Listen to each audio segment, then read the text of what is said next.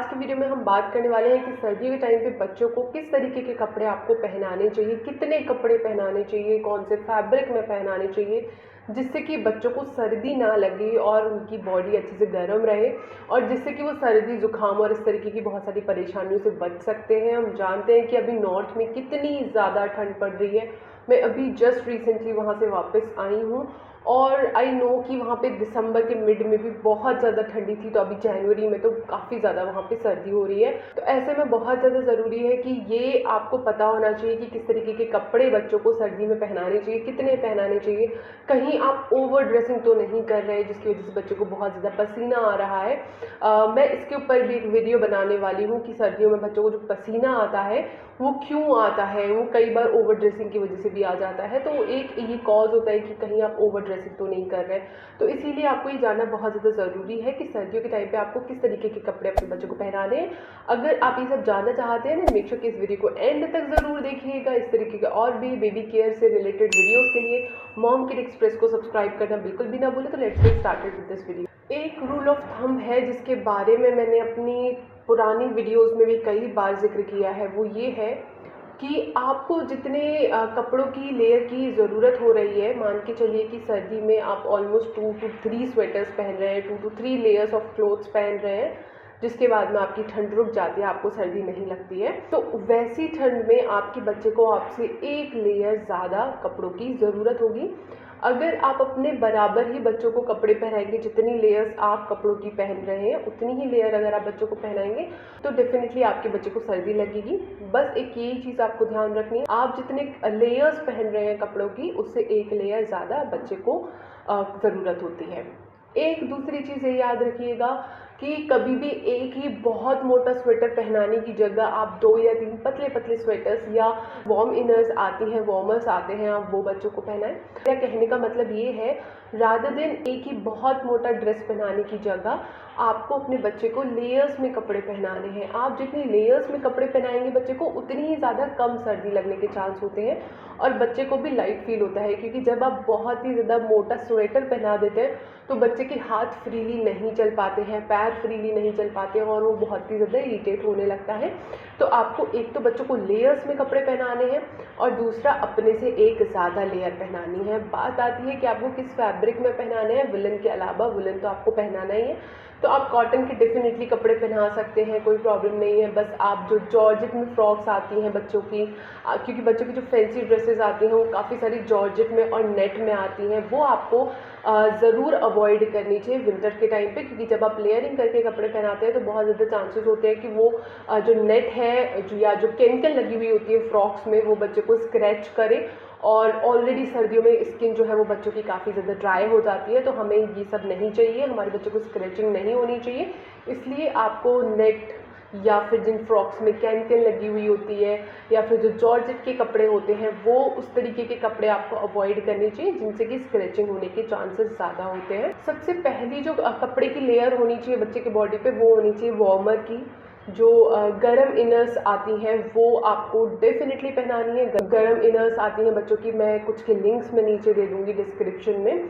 तो आपको गरम बनियान भी बच्चे को पहनानी है और गरम पजामी भी बच्चे को पहनानी है। ये बच्चे के शरीर को एकदम गर्म रखता है और जो ठंडी हवाएं हैं वो बच्चे की स्किन से बिल्कुल नहीं लग पाती है, बच्चे के लिए बहुत ही ज़्यादा कंफर्टेबल होते हैं। पतला सा होता है तो बच्चे को बहुत ज़्यादा हैवी और बहुत ज़्यादा मतलब भगा हुआ सा भी महसूस नहीं होता। और इसके ऊपर आप टी शर्ट, फ्रॉक या कोई भी ड्रेस आप जो भी बच्चे को पहनाना चाहते हैं वो पहना सकते हैं और उसके ऊपर से एक स्वेटर ज़रूर डालना है।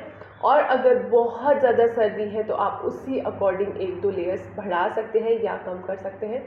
उसके अलावा हमेशा ध्यान रखिएगा, जो बच्चों को सर्दी लगती है, जुकाम खांसी होने के चांसेस होते हैं वो इस वजह से ज़्यादा होते हैं, बच्चे के पैरों पे बहुत जल्दी ठंड लग जाती है, बच्चे के कानों के थ्रू बहुत जल्दी ठंड चली जाती है, बच्चे के नोज़ भी बहुत जल्दी ठंडी हो जाती है।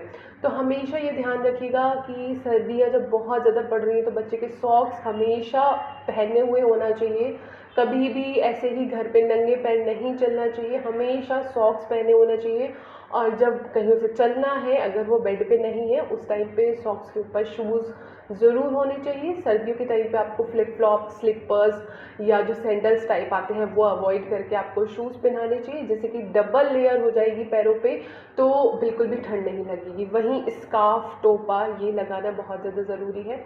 बहुत सारे बच्चे अवॉइड करते हैं लगाना, लेकिन आपको कैसे भी करके बच्चे को मनाना है कि वो स्कार्फ लगाएं, टोपा लगाएं। साथ ही साथ अगर आपके बच्चे को सर्दियां होते ही बहुत जल्दी ज़ुकाम खांसी होने का प्रॉब्लम होता है, तो आप बच्चे के कानों में रुई डाल के रखें, जिससे कि ठंड बिल्कुल भी बच्चे के कानों में ना लगे। तो अंदर बच्चे के कानों में आप छोटी छोटी रुई लगा सकते हैं, उसके ऊपर से स्कार्फ ज़रूर लगाना है। इसके अलावा जब भी आप बच्चे को कहीं बाहर लेके जा रहे हैं, वैसे तो अभी कोविड की वजह से आपको मास्क लगाना बहुत ज़्यादा ज़रूरी है, बट उसके अलावा भी सर्दियों में अगर आप बच्चे के फेस पे मास्क लगा देंगे तो उसका फेस का काफ़ी ज़्यादा पोर्शन जो है वो कवर हो जाएगा और ठंडी हवाएं नहीं लगेंगी, तो नोज़ ठंडी नहीं होगी और स्किन से भी जो है वो ड्राई एयर्स जो है वो नहीं लगेगी, तो स्किन भी बच्चे की ड्राई नहीं होगी, एकदम सॉफ्ट बनी रहेगी। तो अगर घर से बाहर आप लेके जा रहे हैं बच्चे को, तब डेफिनेटली आप बच्चे को मास्क ज़रूर लगाएं। उसके अलावा ग्लव्स भी लगाएं जब भी आप बच्चे को बाहर लेकर के जाएं, क्योंकि उंगलियां इतनी जल्दी बच्चों की ठंडी हो जाती हैं, और स्पेशली अगर आप स्कूटर पे जा रहे हैं वहाँ पे तो बहुत ही जल्दी ठंडी हवाएं लगती हैं। बड़े लोगों की भी उंगलियां एकदम सुन्न हो जाती हैं, तो बच्चों की तो बहुत ही ज़्यादा परेशानी होती है बच्चों को, तो डेफिनेटली आप बच्चों को ग्लव्स ज़रूर पहनाएं। ये तो हो गई घर में कपड़े और बाहर जाते वक्त आपको किन किन चीज़ों का ध्यान रखना है। बात करते हैं नहलाने के टाइम के लिए। अगर आपका बच्चा अभी बहुत छोटा है, 1-2 साल से छोटा है, तब आप डेफिनेटली अपने बच्चे को 2-3 दिन में एक बार नहला सकते हैं, कोई प्रॉब्लम नहीं है, क्योंकि ज़्यादा छोटे बच्चे बहुत ज़्यादा एक्टिविटीज़ नहीं करते हैं, बहुत ज़्यादा खेलते कूदते नहीं हैं, तो उनको बहुत ज़्यादा गंदगी या स्वेटिंग या डस्ट इतना जल्दी नहीं चिपकता। और सर्दियों के टाइम पे तो वैसे भी ज़्यादातर लोग इंडोर ही रखते हैं बच्चों को, तो गंदगी होने का चांस ही नहीं होता, तो आप आराम से 2 से 3 दिन में बच्चे को नहला सकते हैं। आपका बच्चा वही 2 साल से बड़ा है, तब आप डेफिनेटली अपने बच्चे को हर ऑल्टरनेटिव डे या फिर हर दिन भी नहला सकते हैं।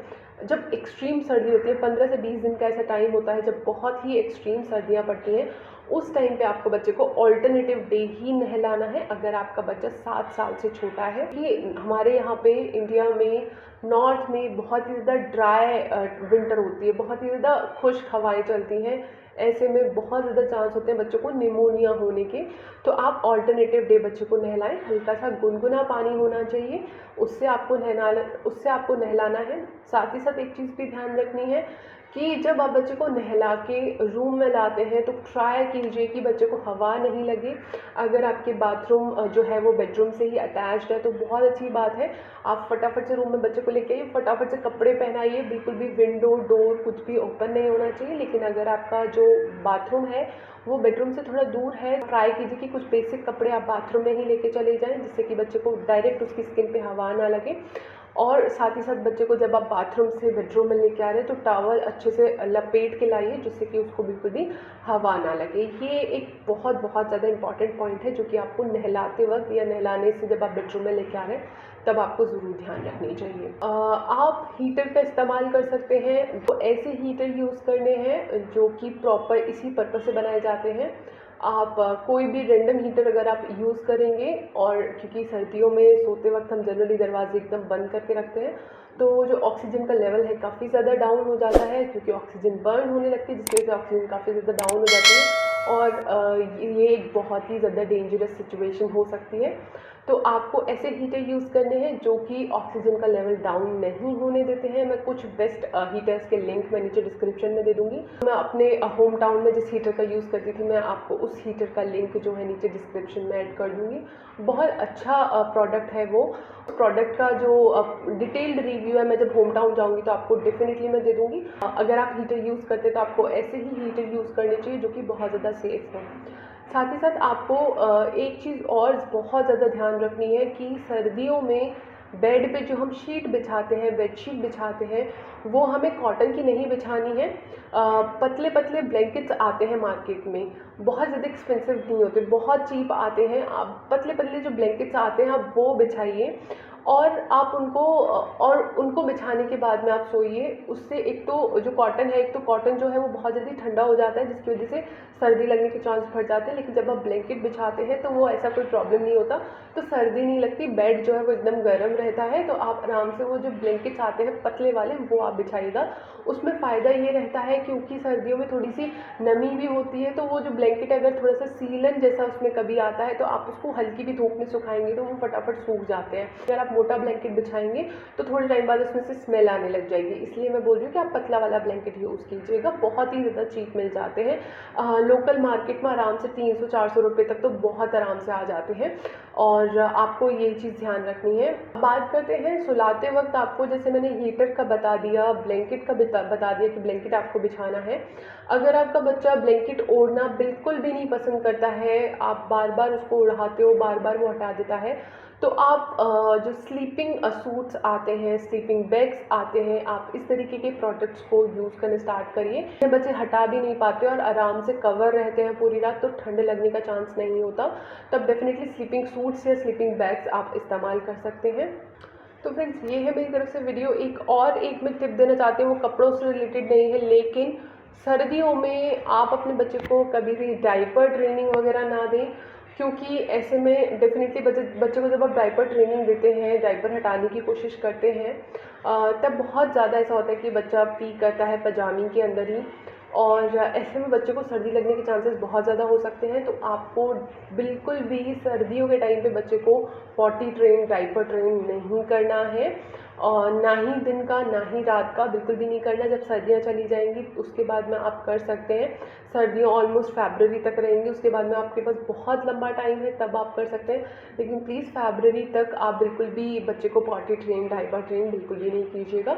तो फ्रेंड्स, अगर आपको ये वीडियो पसंद आया हो तो इस वीडियो को लाइक करें, मॉम किड एक्सप्रेस को सब्सक्राइब करके बेल नोटिफिकेशन ज़रूर प्रेस कीजिएगा, जिससे कि इस तरीके के वीडियोज़ की नोटिफिकेशन आपको टाइम से मिलते रहे। तो चलिए मिलते हैं नेक्स्ट वीडियो में, तब तक के लिए बाय एंड टेक केयर।